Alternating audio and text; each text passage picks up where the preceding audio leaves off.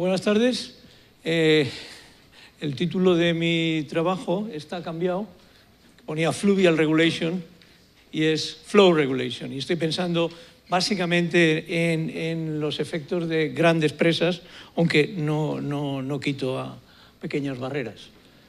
Bien, básicamente voy a exponer los efectos desde un punto de vista hidrológico, desde un punto de vista de sedimentario, respuesta geomorfológica, respuesta biológica, y luego hablaremos del problema que hay en la realidad, que es que no hay una sola presa, sino que se extienden. Tenemos muchas presas, como estamos viendo, y el efecto es sinérgico, por lo tanto, no es solamente sumar, es más. Y finalmente terminar para hablar de la restauración y el problema que tiene los procesos de histéresis en la degradación de los ecosistemas. Bien, en cuanto a la regulación de caudales, pues depende del tipo de uso que se hace, si lo utilizamos para producción hidroeléctrica, para abastecimiento a ciudades o para regadío. Podemos valorar el impacto también en base a la relación que tenemos entre la aportación anual y la capacidad del embalse. En España tenemos grandes embalses, tenemos muchos grandes embalses en que este índice de regulación supera el 1, lo cual quiere decir que es un hiperembalse, quiere decir que tenemos un año si está lleno el embalse, un año de tiempo para hacer lo que queramos en el tipo de regulación, lo cual. Y si sumamos la sinergia que os he comentado antes, es mucho más. Podemos tener 8, 7, 5 en muchos sistemas. Bien, pero en realidad el impacto hidrológico es otra cosa. Hay que medirlo no con la potenciabilidad de un índice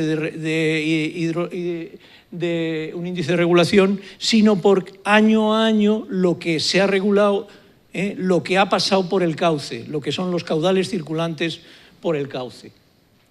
Bien, respecto a este último elemento, ver el impacto hidrológico, pues básicamente nosotros hemos desarrollado un sistema para valoración no solamente ambiental, sino también económico, en los cuales el impacto hidrológico lo medimos en relación a lo que se llama el rango de variabilidad natural, que es, ¿esto dónde va aquí? No. Bueno, que es esa mancha que veis ahí. Entonces, cuando el caudal de un determinado año está por aquí, está impactando, y cuando está por arriba también. Entonces hay impactos de caudales bajos y impactos de caudales altos. Y la valoración se hace, obviamente, cuanto más grande, cuanto más separado está del rango de variabilidad, el impacto es mayor. No voy a seguir por aquí. Los distintos tipos que he comentado, el más pernicioso es el hidroeléctrico, porque está sometido a unas fluctuaciones bruscas de caudal que determina que la biota se vea afectado en lo peor de las condiciones. Tan pronto tenemos unas condiciones lóticas y todas las especies lénticas se ven afectadas negativamente, tan pronto tenemos un caudal alto o un caudal bajo y todas las especies lóticas se ven afectados. Y todavía no se han adaptado nuestras especies de los ríos a lo que es la pauta del fin de semana, ¿no? Ese fin de semana que no se produce electricidad, y entonces tenemos caudales bajos. El impacto importante en cuanto a extensión en España e intensidad viene determinado por la regulación para regadío. El 80% aproximadamente se dedica a ellos, y aquí os pongo lo que significa en detracción de agua en la parte de arriba, desde las condiciones que podríamos llamar cuasi naturales de los años 20, después de la guerra y actualmente. Fijaros que los caudales se transforman en nada, entonces los ríos se quedan prácticamente con una meadita de agua. En la gráfica de abajo veis esos mismos 3 periodos, cómo significa en su distribución a lo largo del año, empezando por el 1 de octubre y terminando por el 29 de septiembre o el 30 de septiembre.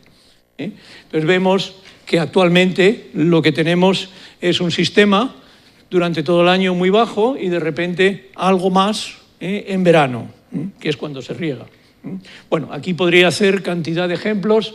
He planteado otro más en el río Genil, donde el régimen regulado, aparte de disminuir en términos casi a la mitad, en términos globales, lo que tiene es un gran caudal en tiempos de sequía, de estival, que sería lo natural. Esto es lo que hemos llamado regímenes monzónicos, que llueve cuando hay calor, que es lo que pasa en la India, pero aquí en el mundo mediterráneo, cuando hace calor, casi nunca nieve. Otro tipo de regulación es la regulación de los grandes embalses, y aquí podemos distinguir lo que es desde los embalses de cabecera hasta la ciudad. En este caso estoy poniendo el ejemplo de Madrid, y entonces lo que tenemos es una disminución general del régimen, pero las pautas son más o menos similares a las naturales, y aguas abajo de Madrid, donde ya tenemos un caudal, que es esa línea en rojo, que prácticamente es constante a lo largo del año. El problema que tenemos aquí, que es otra sinergia, es la calidad del agua. Aquí tenemos una calidad de agua muy inferior. Bien, el otro sección a tener en cuenta es qué pasa con los sedimentos. Pues los grandes embalses se quedan con el 99% de los sedimentos, sobre todo de los acarreos. Le dejan pasar algún elemento fino, pero lo que son los acarreos se los quedan todos. Y al final, los embalses tenderán a ser, como veis ahí en el lago de Barasona, pues un continuo de sedimentos, y este es el problema. Pero claro, no es solamente este problema el que tienen los ríos, sino que además, debido a que las zonas de alta montaña han sido abandonadas, se han cubierto de vegetación, y donde antes había sedimentos que llegaban a los ríos, ya no llegan, y por otra parte tenemos el gran impacto de las minerías de gravas, las graveras, que sobre todo cerca de grandes ciudades, pero hay veces que en cualquier río donde hubiera un sistema aluvial importante, han sido expoliados totalmente, y ya el río no tiene sedimentos, no en el transporte, sino en lo que es el álveo y el subálveo. Bien, esto significa que lo que es el caudal sólido no existe, o ha quedado muy disminuido, y las aguas que emiten los embalses son aguas hambrientas de sedimentos, y al final se intentan llevar todo lo que pueden, aunque tengan caudales menores, y hay sedimentos que son arrastrados de forma selectiva en cuanto al tamaño. La evolución normal de cuando se cierra un embalse es una evolución como una especie de ola, de déficit de sedimentos, que empieza desde pie de presa hacia aguas abajo, hasta que se llega a un cierto equilibrio entre los sedimentos que entran de los afluentes y el régimen de caudales regulado que tiene ese. Y obviamente pues los impactos depende en qué momento estamos. Si yo estoy estudiando los efectos a largo plazo, lo que estoy pensando en este equilibrio final. Este equilibrio final que es muy verde y en cierta forma, ahora hablaremos de ello, es un tanto trágico. Bien, en cuanto a la respuesta a la geomorfología de las formas fluviales, lo que tenemos es que las grandes avenidas se reducen sustancialmente, lo cual no quiere decir que desaparezcan las avenidas extraordinarias, o sea que siempre tendremos avenidas extraordinarias, pero la frecuencia de las avenidas ordinarias han desaparecido, y esto tiene un gran efecto en la dinámica morfológica. Entonces ya son raros, y el problema incide con la vegetación de ribera. Es un elemento geomorfológico activo que en principio está dominado por estas grandes crecidas, también está dominado en el caso mediterráneo por las grandes sequías de verano, y hoy en día nuestros embalses sueltan mucha agua en verano y poca en invierno, y los picos ya no existen. Por lo tanto, este problema de la vegetación cunde de forma extensiva. Aparentemente es muy verde y muy bonito, pero en realidad es una canalización en verde. El río queda inmovilizado. Y si no, para eso tenemos las confederaciones hidrográficas que construyen motas y lo inmovilizan todavía más. Bien, este es el problema geomorfológico que lo podemos traducir básicamente en que los procesos de erosión y sedimentación quedan reducidos y dan lugar a un desequilibrio entre lo que entra y lo que sale, y al final el cauce reacciona, primero, con un tema de incisión, segundo, por una reducción del tamaño, y tercero, por una, podríamos decir, se hiela las formas, se estabilizan y no se vuelven a mover. Este es el problema grande de un río ancho, se transforma en un río estrecho y más incidido, que tiene esas propiedades. Y estas características de ríos regulados debajo de grandes presas es lo que hemos llamado el río bonsai, el concepto del río bonsai, que es un río verde, es muy bonito, pero no tiene dinamismo y es un río mucho más pequeño de los que tenemos. Podíamos poner muchísimos ejemplos de nuestros ríos. Aquí os pongo el Ruecas en el Guadiana, de cómo era en el 56 el espacio de libertad que tenía y a lo que le hemos reducido en la actualidad. Y esto es general a todos los ríos. Hay pocos ríos que mantengan la dinámica antigua que existía.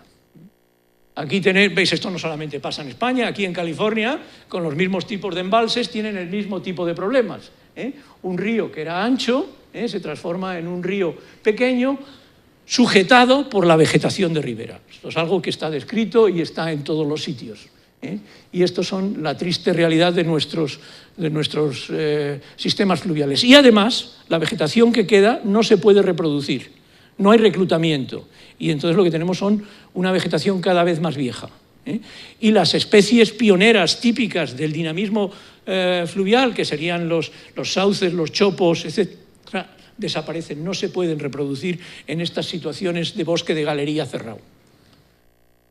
Bien, las respuestas de las comunidades acuáticas en general es muy claro, al tener fragmentada, esto ya se ha hablado aquí, la fragmentación de las poblaciones, la interferencia, como os he comentado, de un nuevo hábitat que es diferente al cual no están adaptadas la mayor parte de nuestras especies. Si os acordáis, esta mañana Javier puso un ejemplo en el Duero de las especies que habían determinado aguas arriba y aguas abajo, no me acuerdo, del tramo donde trabajaba. La mayor parte de las especies eran introducidas y cada vez quedan menos especies de las nuestras.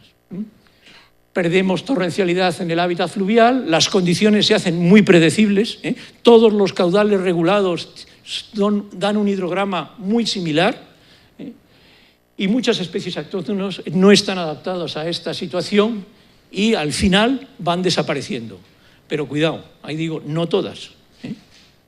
Todos conocemos el famoso el coto de Santa Marina, en esto que favoreció en su tiempo, debajo de los embalses, a la trucha. Bien, nosotros estamos viendo que los macroinvertebrados de los ríos regulados en zonas de transición entre la trucha y el barbo, se ven favorecidas por la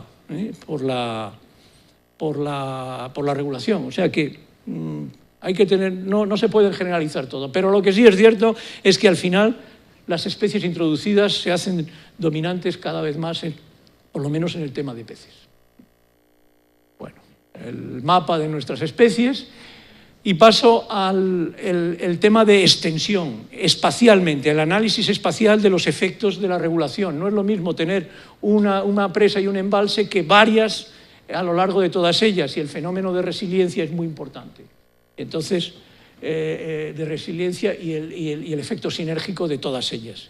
Por lo tanto, si queremos recuperar las situaciones aquí, tendremos que hacer un esfuerzo mayor en cuanto a sedimentos, en cuanto a agua, etc. Bien, la decisión de resiliencia, que básicamente es la capacidad de mantener sus interrelaciones y, como consecuencia, responder a las perturbaciones recuperando las formas iniciales. Hemos visto que las barreras y las presas pues son realmente un elemento que divide a todo el sistema biológico y, por lo tanto, las poblaciones aisladas tienen menos capacidad de recuperarse de estas perturbaciones y este es el problema a largo plazo. El otro tema que quiero comentar es el fenómeno de histéresis. Cuando degradamos un sistema, se degrada más fácilmente que se recupera. Los umbrales que tenemos que pasar en la degradación son mucho más altos que los umbrales que tenemos que alcanzar en la restauración para tener el mismo tipo de respuesta biológica. Esto vale para la biología, vale para la física, vale para la química y vale, por ejemplo, pues en los ríos para la eutrofización de las aguas, es lo mismo. Los umbrales que tenemos que... En este caso lo transpongo al tema que os he dicho antes de la respuesta de la vegetación de ribera, la vegetación leñosa, que da lugar a una respuesta de tipo histéresis, que la degradación, cuando va hasta un determinado límite, se recupera relativamente bien, que es un río en condiciones normales, pero una vez que hemos pasado un determinado umbral y la vegetación se ha establecido, a partir de ahí no hay avenida que se los lleve. Aguantan perfectamente, porque todos ellos en sólida unión, y dan lugar a un bosque maduro que para que sea degradado tendrán que pasar muchísimos años, ¿no? De forma natural. Pues el problema del crecimiento excesivo de la vegetación de ribera, el problema de los bosques maduros, y normalmente quiero llamar la atención porque normalmente en los métodos de evaluación de los bosques y de las riberas, cuando el bosque es maduro, nos parece muy bien, y esto es lo contrario. Si faltan los juveniles, si faltan los ingenieros, los pioneros, las especies ingenieras, no tiene futuro el sistema. Por lo tanto, tenemos que tener en cuenta que esto no lo arreglan caudales ecológicos ni caudales capaces de generar grandes avenidas. Lógicamente, las alternativas son muy duras. Este es el problema, que el paso A a B y B a C es relativamente fácil si no seguimos del C, pero en el momento en cuanto nos metemos en el tipo D, eso no tiene vuelta atrás. Eso es muy difícil darle marcha atrás. Y desgraciadamente, cada vez más es la generalidad de nuestros ríos. Bien, entonces concluyo. El concepto del río bonsai, que es el río mediterráneo regulado, ha perdido sus sedimentos, ha perdido su dinámica, se ha fragmentado, ha perdido la conectividad longitudinal, se ha estrechado, se ha desconectado lateralmente, y al final lo ha invadido la vegetación leñosa. Tenemos este bosque de galería que es precioso, pero no todo lo verde es bueno. Los ríos han perdido su biodiversidad nativa y los ríos se han visto invadidos de especies introducidas. Para terminar, la respuesta a estos ríos bonsai, podemos hablar de caudales ecológicos o ambientales en cuanto al agua, podemos dar un paso más. También se puede hablar de caudales ecológicos de sedimentos si son necesarios. Podemos dar otro paso y podemos pedir udidibris o vegetación o troncos o madera, que es parte del ecosistema fluvial, y esto nos daría cambios morfológicos, mejoraría el hábitat y tendríamos una respuesta ecológica. Yo no me lo creo. ¿Qué tal una vez que se ha llegado al bosque maduro? Con esto no es suficiente. Habría que tener medidas complementarias como remover por vía dura la vegetación riparia, eliminar barreras y reconstruir morfológica directamente con las formas fluviales, no lo sé. No lo digo con una aseveración 100%, lo pongo un poco en entredicho, pero es que no se me ocurre ninguna otra respuesta. Gracias por vuestra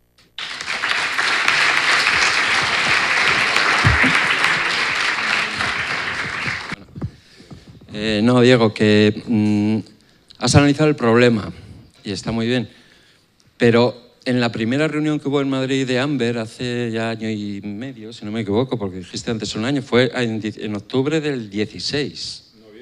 Claro, por eso.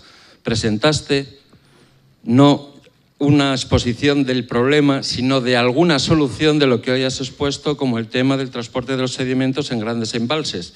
O sea, tú ya tienes en tu departamento una línea de trabajo de investigación de solucionar algunos de estos problemas que has expuesto hoy. ¿Nos podías hablar un poquito de eso? No sé, ¿te acuerdas que hiciste una presentación en el Tajo? No tengo ningún problema, lo que pasa es que ya os he puesto mi escepticismo. Efectivamente, lo primero que hay que hacer es conseguir un régimen de caudales adecuado. Pero una vez que se ha establecido este bosque maduro, como si dijéramos, el río está canalizado, de una forma tan importante como si fuera hormigón. Y es muy difícil arreglarlo. Entonces, lo que pasa es que todavía quedan ríos que no han llegado a esa situación tan irreversible. Entonces, ahí sí que se pueden plantear que no solamente tengamos caudales, regímenes de caudales ecológicos, incluyendo toda la parafernalia de caudales mínimos, máximos, de avenidas, etcétera, tasas, etcétera, pero también hablar de régimen de caudales sólidos.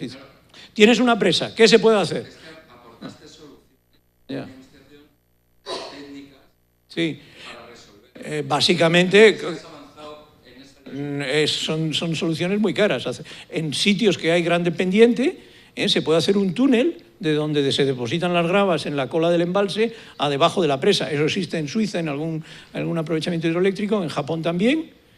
Y la otra cosa es simplemente dragar los sedimentos con una draga flotante, llevarlas a la presa y con un bombeo pasarlos debajo de la presa, o por camiones.